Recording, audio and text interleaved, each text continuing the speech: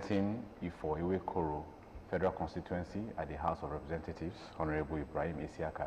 Hopefully you will join us before the end of the program so that I can say one or two things about this issue that is on the front burner this morning. Moses. Yes, thanks for joining us once again. And we're looking at the single 6-year term. Of course, no, there's a bill, yes, talking about that already. But before we really sink our teeth into it, I would like to know your take. Is it the way forward? Is it democratic enough for us as a people? Well, thank you very much. The bottom line of governance all over the world is the ground, the constitution of a particular country. It's the artery law. It tells you the structure of governance and everything, and the system of government you adopt. Once you have that constitution in place, it is the one that will guide, will be the roadmap, and we tell you what to do and what not to do. We state the duties, the rights, the privileges, the liabilities of everybody, all the citizenry, and those who eventually, in the process, find themselves in governance, be it the legislature, the executive, or the judiciary. So it's just a question of, let us look at the system of governance, the way you are doing it as prescribed by the Constitution, and going by our experience that, okay, maybe we'll try this so as to give us solution to some of the nagging problems in our governance. Do you agree with this 6-year single term, personally? It's not a question of whether somebody agrees or not. We have some bad nature around us. Probably it is because of our historical, social, cultural background that when somebody gets into office, like the traditional rulers, it's for life. They stay there and die there. Maybe that has crept into the system of governance handed over to us by the colonial masters, which, you see, prescribing terms for an office is not part of our own cultural heritage. When you say you appoint an Oba in a community, is for life, except for subject to misbehavior. If you have a customary tenant in a town, maybe give them land, it's in perpetuity. They sustain themselves, generation come, generation go. But you see, system of governance, which was which we borrow from our colonial masters, talks about coming into an office, and when you're coming to that office, there's a prescribed time. For example, a civil servant, he knows that when you get into an office, if you are the caliber, the carrier of the people, you know that when you get to 60, you bow out. Ditto, the Constitution prescribes a term for certain offices. It is in the executive arms of government that you have this 1 term, 2 term, and what have you. But when you go to the legislature, it's a question of when you stand for an election and you are elected, you can be 2, 3, 4, 5, 6, 7 terms. Even in an advanced country like UK, you find some people being in their parliament for up to 20, 28 years, serving, not shopping like us here. So even the judiciary too, the Constitution says at the time of you being sworn in as a judge or any of the court, be appellate or high court, they say, okay, the Constitution prescribes that when you take that office, you have projection that when you get to an age, you must retire.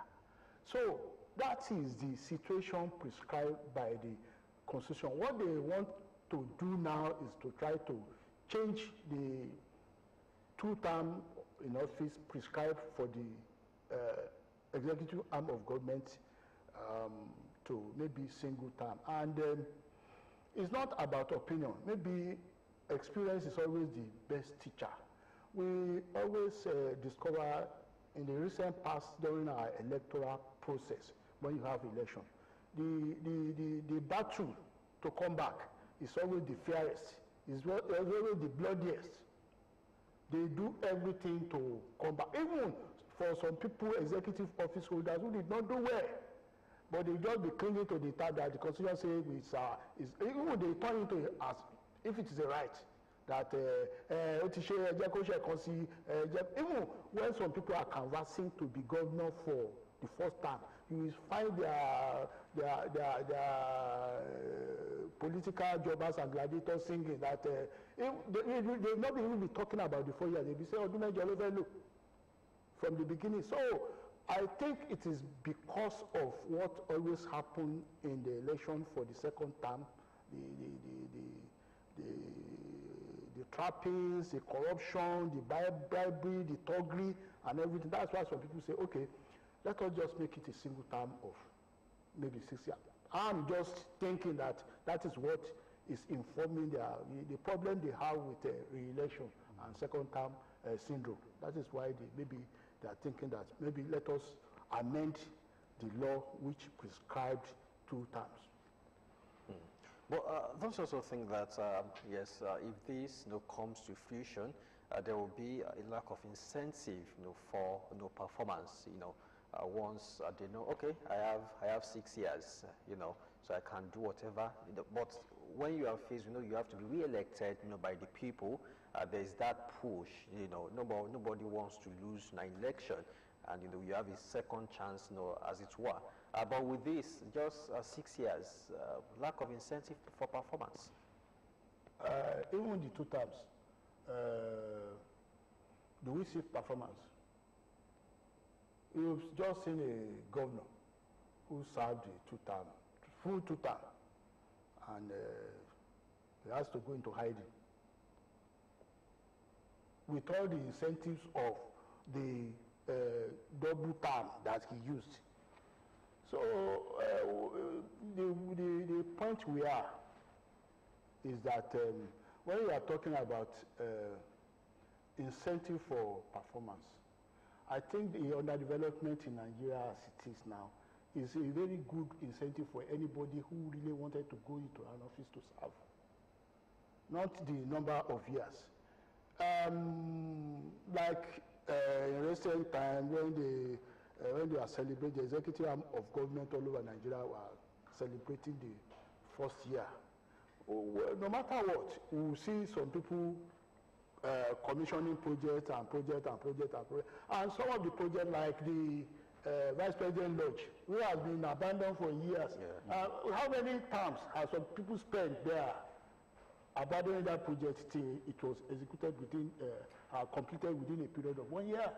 So in the context of our country, in the situation we find ourselves, anybody who truly wants to serve, it's not a question of years. Within 1 year, you can make your impact. But of course, we know people can re-elect as an elected official if you do not perform well. People can decide not to allow you return. We've seen governors lose their second-term bid. It happened in Osun State, Ekiti State, so that power, don't you think this will take away that power, from the people? Moses, as Nigerians, if we are talking as Nigerians and we are witnessing what is happening, you see, it's not all along. There may be some isolated cases, not performance that ordinarily guarantees the relation here. Everybody, we know how they do it. We know how they do it. That is why, because of, like I said earlier on, because some people are saying that, okay, even this governor who did not perform the 1st term, willy-nilly, he will win the election. What are we talking about? So, with the trapping of corruption and I will do it the way I want to do it, nobody can talk. Yes. Let everybody do it the way they want to do it for just a single term. All right, Mr. Onobawo, we've seen situations where governors, quote and unquote, perform in their first term. And when they get to their second term, because they are coasting home, they, quote and unquote, refuse to perform. Will this 6-year single term solve this problem? Well, from your analysis that perform and not perform, if it is just single year term, your performance and non-performance will be encapsulated in that one single term. And you see what is really happening that we can see, palpable, is the fact that, yes, in the first term, as some people will say, even some political gladiators will say that, okay, since we have promised, let us do this thing, let us do this thing. The second term, okay, yes, let us do what you want to do.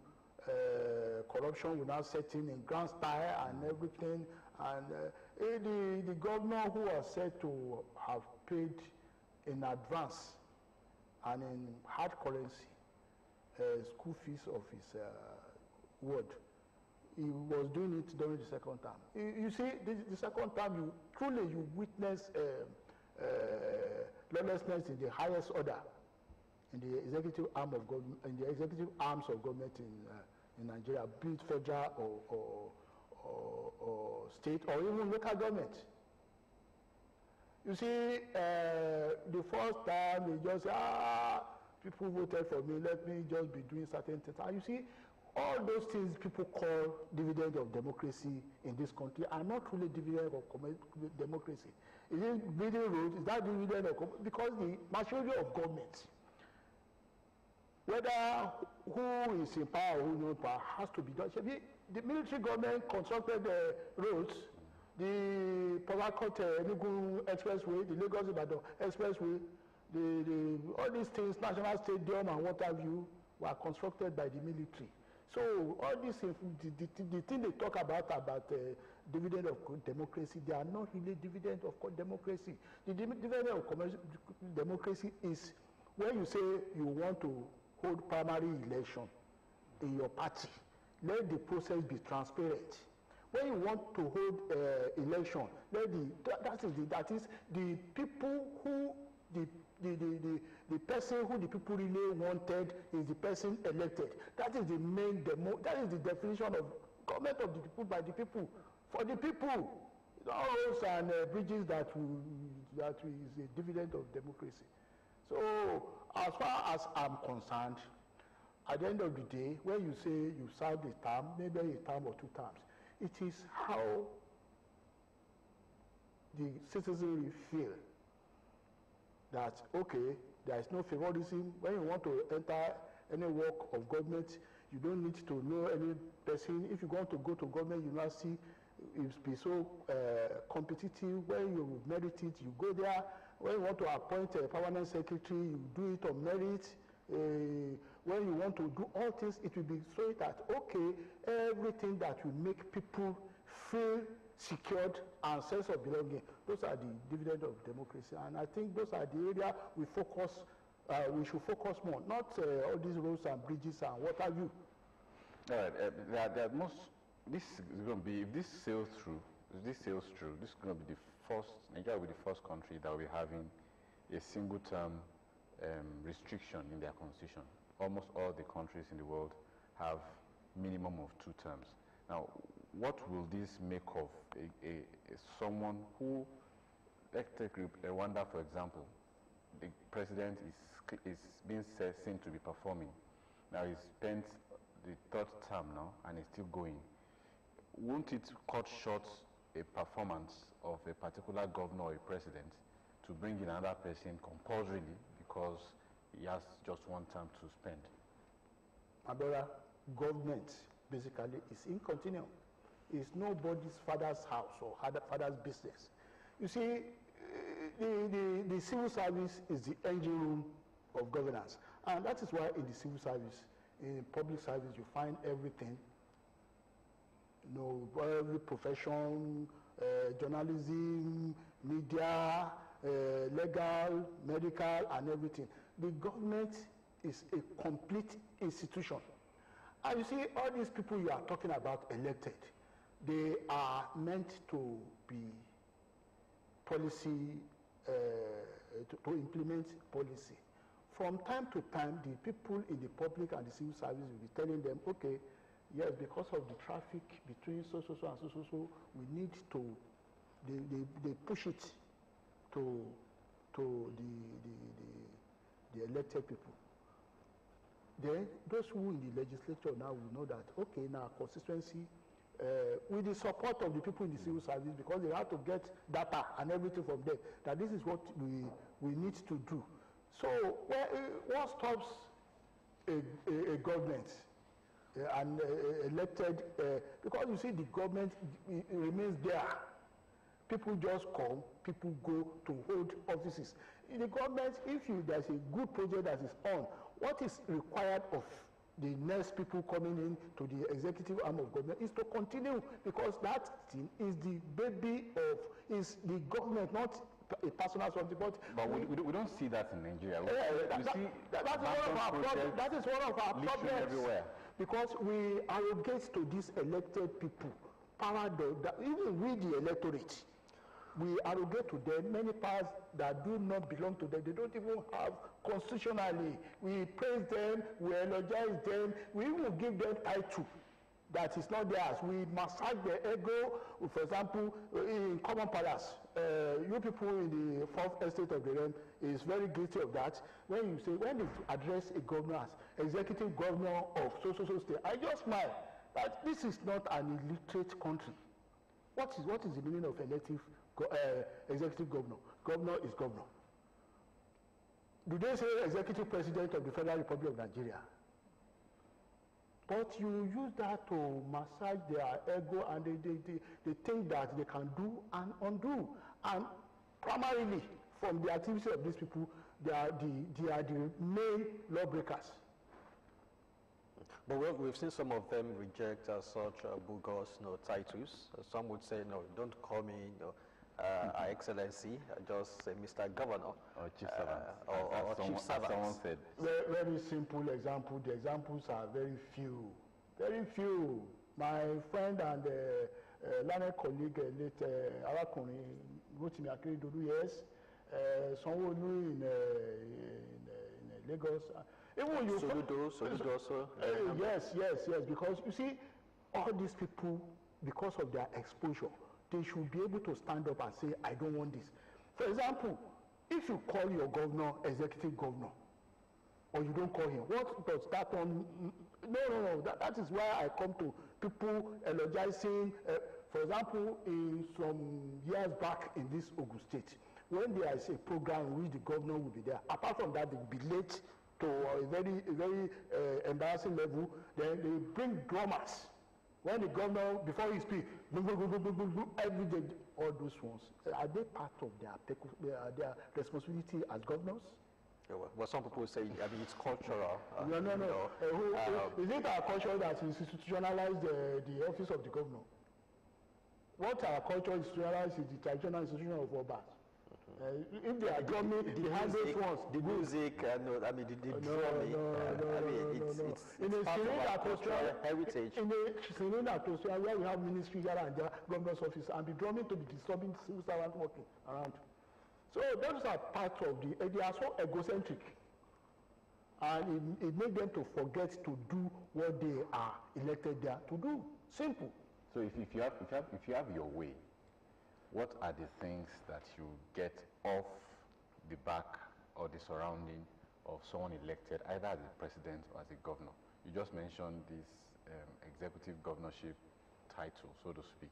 What other things will you have to like? My take always is that they should look at the constitution, which brought them to and obey it to the letter. obey it to the letter. You see, all these people are very, they are so patient to disobey. You know, when they swear them in, they will say, I so to uphold and defend the Constitution. Very, very paramount. And when you say they remove them from office, I refuse to use the word impeachment because our Constitution does not say so. So, removal from office. When they remove them from office, it is the Constitution that says the procedure. When the Constitution, the normal one that we are using now, the 1999 Constitution, was being tested about the office of the governor, removal of governor. You remember that was the case of Ladoja in Oyo State in 2006, a case which went up to the Supreme Court. And you see, because the case was coming for the first time, the justices of the Supreme Court who sat over that appeal did a very good job. Some of them are dead now. May God rest their soul. They took that section 188, subsection 1 to 10, step by step, that this is what you should do. If you want to call the judiciary to the CJ to, this is what to, step by step till the end. They have the blueprint, they have the Constitution. Within, say, under 3 months after that, in 2007, the same issue arose in Plateau State, and they still did the wrong thing. The worst of all is that what happened latest in this man running headquarters in Kogi State wanted to remove the deputy governor. The same process. They now establish a panel to probe the allegation, and the panel, headed by a senior advocate of Nigeria from that state, made a return that okay, all these allegations are not proved. That should be the end of the matter. Maybe the man went ahead and removed that deputy governor, and nothing happened. Lawlessness. So for me, all these executives, be it president, be it governor, deputy governor, vice president, they should go back home to their roots and see the prescriptions of the Constitution line by line as they affect their various offices and comply. Another thing, let me tell you, you see the correctional center, the prisons, we have a lot of them in Nigeria.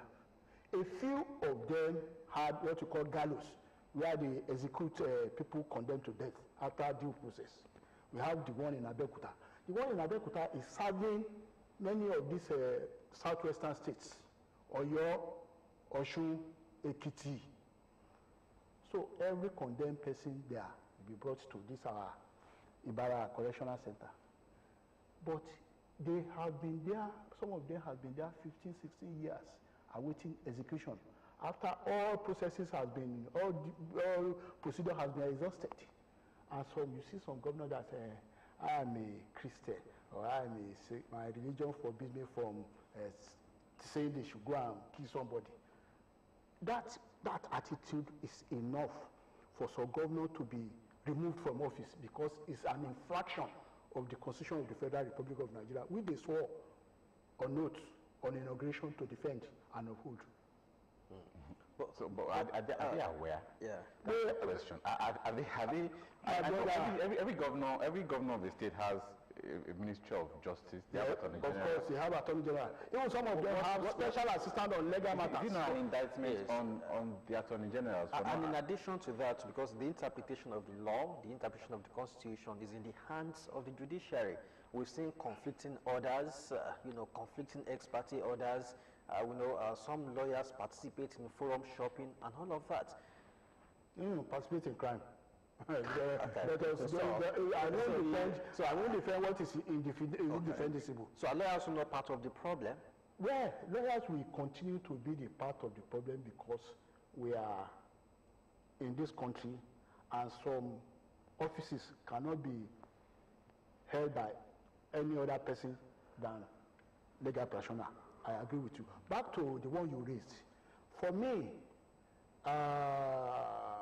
our society, when they appoint you to an office, our society will see you that you have arrived and you have achieved. No matter what the intricacies of the office is, or we just be celebrating title before and after your name. And if you are so strongly minded and you are in an office, I say, okay, Mr. Governor, the Supreme Court has confirmed this death sentence. The ACPM on prerogative of mercy has done its work.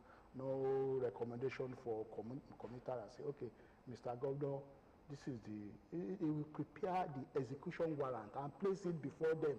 So people prepare that as execution warrant and they place it before them, and the sheriff of the judiciary, they know about it. And when the man refuses to sign, what happens? But until we arrive at such a level in Nigeria, whereby for that single misbehavior on the part of the governor, a sitting attorney general will say, yes, I'm resigning, I'm going home. But we have not gotten to that level. And when they are picking attorney generals too, they look well who they pick. They don't just pick anybody.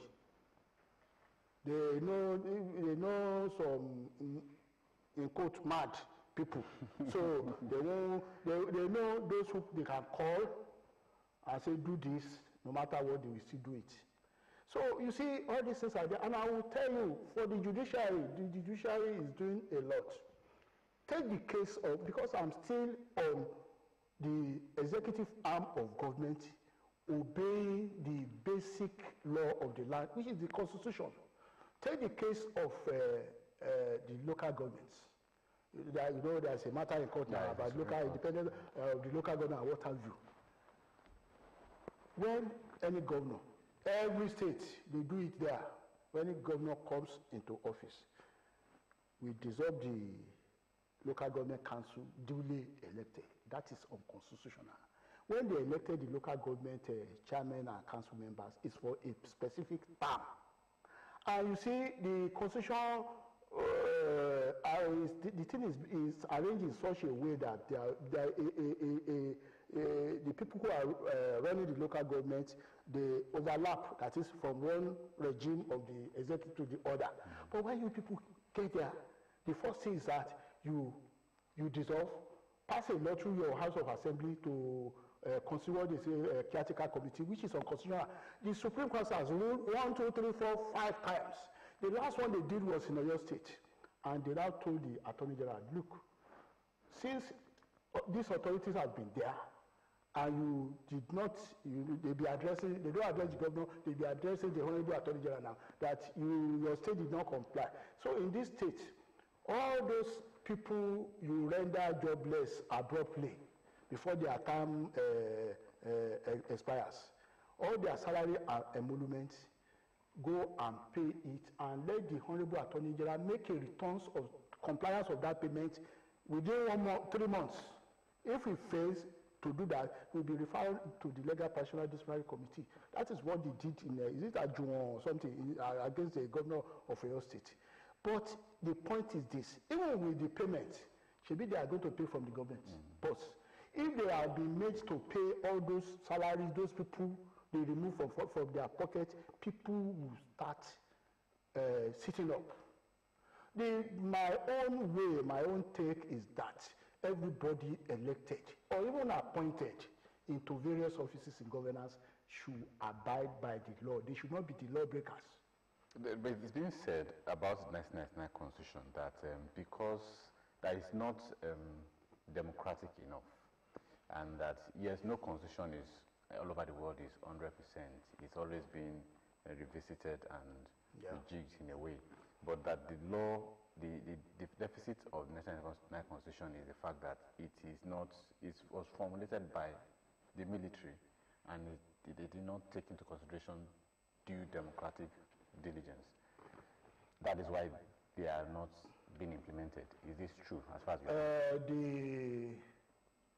The forerunner to the 1999 Constitution was the 1979 Constitution. You see, people are always, from their greedy corner, they give a lot of unsubstantiated reason why things are happening the way it's happening in Nigeria. Yes, true it was.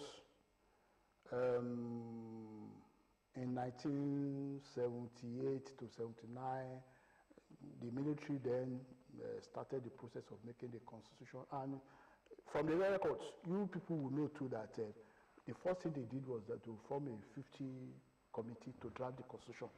It was headed by the late legal sage, Rotimi Williams. In that case, when they considered at that time, Awolowo was just even the number 2 there, but he refused to serve. He refused to serve. From that point, when those people submitted their report, it went to what we call the Constituent Assembly there in 1978. Some of our top politicians around us, they held an election into that Constituent Assembly in 1978. They were there. Shifemi Abiola was there. A lot of them around here, one Shifo Euro from Ifo area was there. A lot of them who now were big wigs in the political dispensation that followed were there. The only thing, because I saw their recommendations, because these are public documents. When people go to their account, they will see. One of the things they said that in that Constituent Assembly, because the Constituent Assembly is the assembly of the people. The military too had their nominees into it, but all those nominees were civilians. Even some of them are politicians nominated by the military. It was that Constituent Assembly that said we want to change from the parliamentary system of government and we want to change from parliamentary system to executive presidential system of being practiced by the US. And what is their reason? If you read it, if you read the report very well, at a point they were saying that one of the problems in their own view that caused the collapse of the First Republic was that it is because the opposition is institutionalized in the parliamentary system of government.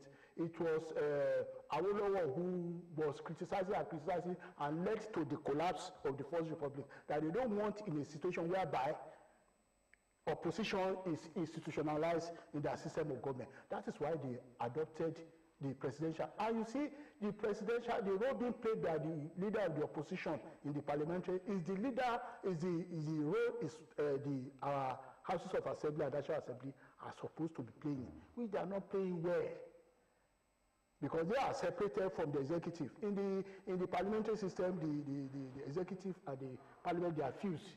It is from the parliament that prime minister and all these things will emerge. So, but that is the legislation here is kept separate. So that was, and it is there that what they recommended to the military adopted. The only thing the military did in the 1997 constitution is that they put some institution which they feel that it can cement like the NYSC, all other things, and Land Use Act. They put it there that it is something that had to. Those are what the military. Is it the military that said when the court gives you an order, they should not obey? A part of that bill is also calling for, rotational presidency, saying, okay, let's rotate presidency among all the 6 geopolitical zones in Nigeria. So it's no longer between north and south. I would like to have your take. Some would say, oh, that is very democratic and representational. Very, very, very undemocratic. Very, very undemocratic. Look, you see, all this. One of our problems in this country is ethnicity, segregation. Where do you come from? Somebody has not done it. If you are looking for the best performance, no matter where that person comes from, in the United States of America, her husband was president, and the wife wanted to run to become president, and nobody ever knows that. Okay, yeah, your husband has done it now. Is it for your family? The type of stories we hear here.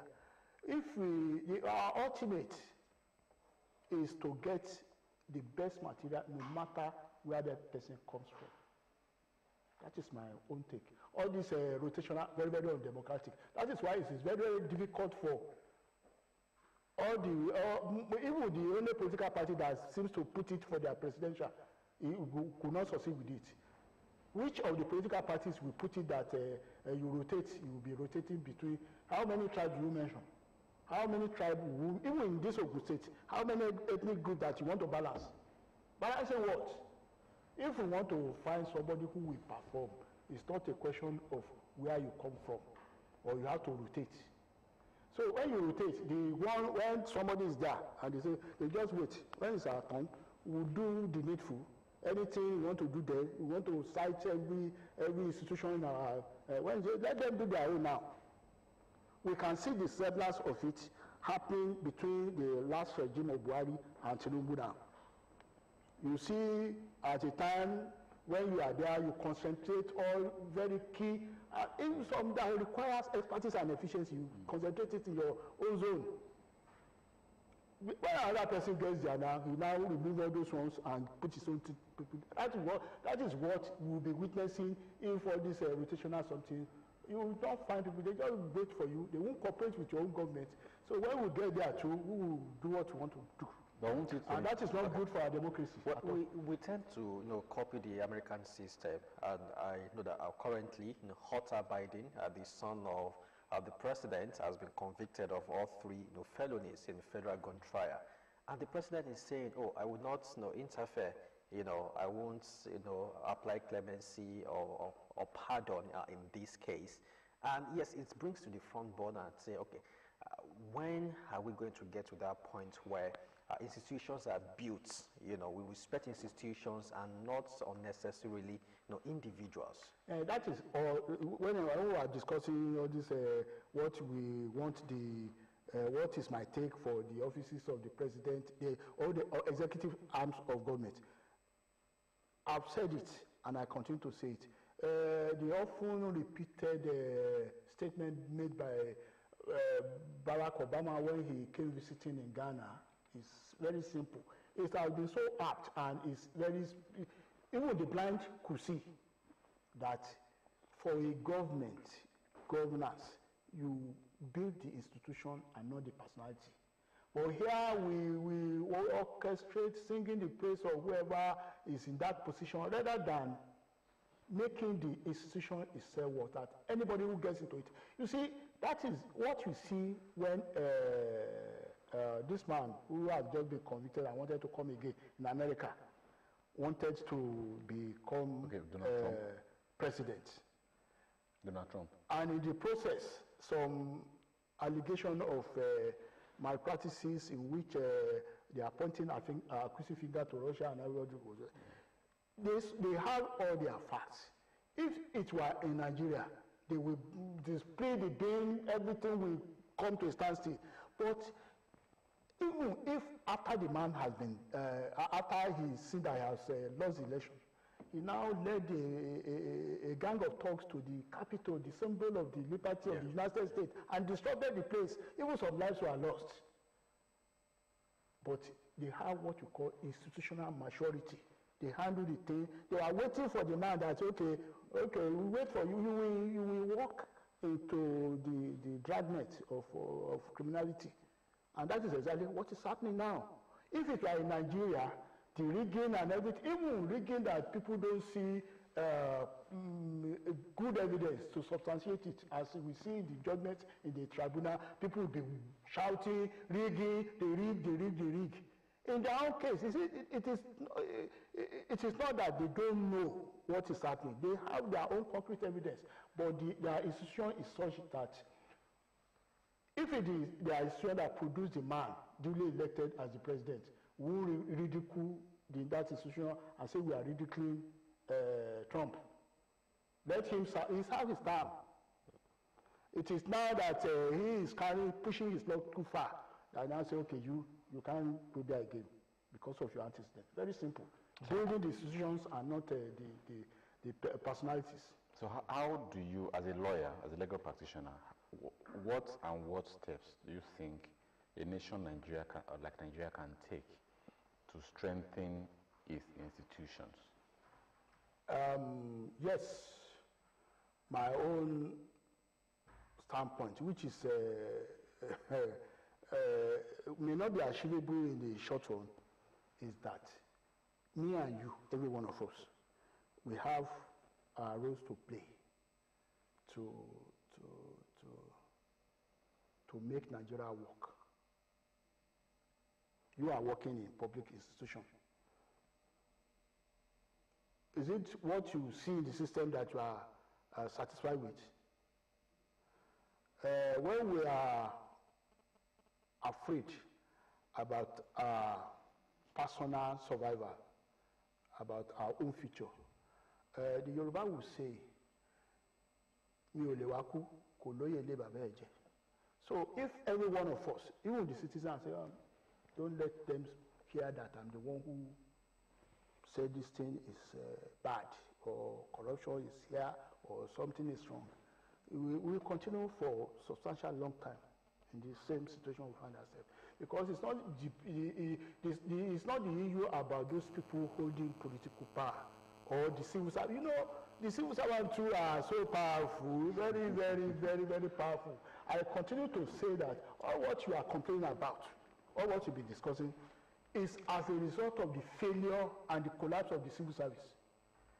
If the civil service had been the civil service of the old western region of Chief Simeon Adebo and the likes, all these things that we are witnessing in the executive arm of government will not happen. All right, I'd like to digress a little bit before I allow Moses come in. This 6-year single term is talking about the executive. Now, but some people are of the opinion that the legislators too shouldn't have an endless tenure like they're in a traditional ruling council. What's your opinion to this school of thought? The problem we have in Nigeria when we are on public discourse like this is that ignorance is so rife. Our society, our thoughts are saturated by ignorance. When you don't know something and you continue to talk as if, yes, it's my opinion though. What opinion? Your opinion must be based on some information and factual facts. Take the legislature of the United Kingdom, their parliament there. You will see some, how do I call them here? The landlord of the place, having been in parliament for 28 years and more. What does that do for the UK parliament? You have people who are so rich in the history, in the political development, in economic development of their country, in what was done during so time. So they are so rich, and when they contribute, they are giving reasons for why a law should not be passed, and they are rich in experience. Experience is the hallmark of any parliament. Yeah, but we also have that here. Some have been in the House since 2007, since 2003. I was talking to you now about some people being in parliament for 28 to 30 years. They are there. They don't even seek election. Their constituency, they always vote them there. But maybe one of the problems you have here is corruption and shop-by-shop background, whereby they say, okay, when you talk to some people outside there, they just say, lawyer, don't you think, that is the mentality that they are going there to show up. Okay, I think we have a caller. Hello. Okay, I think we lost that call. You can. So the mentality of that is why, because you know, out of the 3 arms of government, if you read your constitution very well and you know what is happening, the legislature is the most powerful of the 3. How much of the power are they using? How much of the power are they putting to practice? That is the issue. That is the issue. In a situation whereby the governor, for his own security, will sponsor the election of about 2/3 of the House of Assembly to become legislator. What do we have? Well, maybe on paper, but realistically, the executive seems to be the most powerful. No. It is because we are still not obeying the constitution. That's why we say so. You see, let us be talking about the institution and not let alone the personalities. If a person wins election to the House of Assembly unsupported or unaided by the governor, so he will be able to be so objective and focus on the needs of his constituency. But if the election of a member of the House of Assembly was bankrolled by the person who is the governor, can he has that audacity to challenge him? Even if they put him in any office in the legislature, they will remove him. Okay. Now, let me take you back to the topic, and I would like to know that, but how can we ensure that leaders remain accountable to the electorate if they don't have to worry about re-election? Accountability to the electorate. You know, sovereignty, they will say on paper, belongs to the people. That is the spirit of the constitution. Okay, Kunle from Abuja. Good morning, Kunle. Yes. I thought it would be easier and better for the governor if he has to do. It will be very easy for others to come in so that I can go now better than the what? All right, Conde, thank you so much for letting us know your view is in support of the 6 years single term for governors and president. Okay, the question. The question? Yeah, I said, I mean, how can we ensure that leaders remain accountable to the electorate? Yes. They don't have to worry about I started off by saying, in principle, sovereignty belongs to the people. That is, the power of governance resides in the people. And even the constitution they are complaining about is so evident there. But the problem that in the process of electing people into the office, we don't follow the constitution. We do our wish. We do what we like. Like they were saying the other time now that I heard some people say that all over the federation, the incumbent governor or the incumbent party will always whip all the local government council in the state. Yes. Is that not suspicious? But if there's a limit to the tenureship of the executive, at least what this bill is canvassing, but what about that of the legislature too? After all, the legislature somehow also plays certain roles that are performative, that should only play this role, the empowerment, constituency allowance and all of this. Because primarily, their role should be infraction of the constitution all through, my brother. Infraction of the constitution. They are to do legislative work. The only thing that takes them to maybe saying we've passed the budget for you to do this, and this. And they can go, say, okay, the thing is running to an end, or the year is running to an end, or what they call oversight function, to see for themselves that what the legislature upon financially has been done. That is all. When you hear this constituency project, what is it? It is because from the word go, they don't appreciate the role of the parliament in any system of government. Everybody wants to have access to funds. Okay. And disburse. Our time is running, but before I let you go,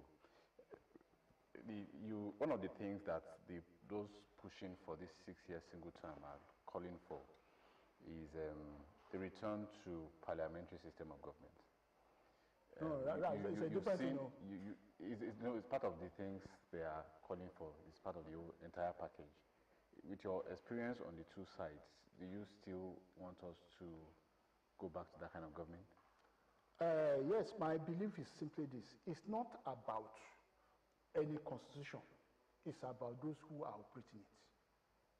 You see, when these people talk, every day you see the infraction of the constitution every time, everywhere. And they go unpunished. What happens? Until everybody, or even the citizens, everybody learn to do everything as prescribed by the constitution, everybody should not be the interpreter of the Constitution.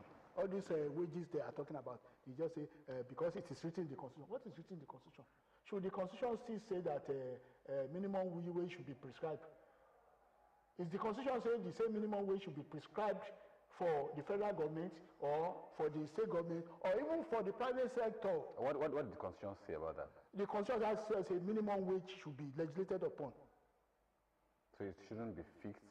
Then you now go to when you see where the problem lies is that they've been doing it recently by all these executive orders, removing, and when some people are shouting restructuring, removing some items from the executive legislative list and put it in concurrent, or even removing some entirely. For example, I don't see how you can just put minimum wage in executive legislative list. Why should that be done? When we are being employed here, the law establishing the Ogun State Television is they employed you on terms and something prescribed by that law itself. Why then somebody from nowhere will be saying that, okay, when you work here, this is what we should be paid, or this is not be paid. And when we are talking about these wages, in other countries, all these differential in wages, because according to what you do, will be made by allowances. If you are working here, they load your allowances. If you are working for your, it is the allowance that will be. They are talking about wages. It's the baseline. They are talking about when you say wages. Wages is different from your basic salary. Because your wages at the end of the day, your take-home pay includes a lot of things. I know some people who earn very low in terms of minimum something in their place of work, but they do overtime like normal business. Some of them, what their guy did not take home, they are taking it home. You work in that area, making perquisite for each job that you are doing. And I will tell you, all these people, particularly the civil service, what is their contribution to the economy? All right. They are contributing anyway. Well, our time is up. We have to go. Many thanks to the lawyer in the house, Mr. Tunji Onobawo, for doing justice to the topic, 6 years single tenure for the presidents and the governors. The proposed, anyway, is not yet passed, not yet legislated upon. We have to go now. Thank you so much for being there since we started New Dawn this morning. Tomorrow is Otunjo, the Yoruba version. And Wednesday, another team will be here to present to you your favorite breakfast show, New Dawn. Moses. Well, that's the size of the show today. Many thanks for joining us. Do have a lovely day. Bye for now.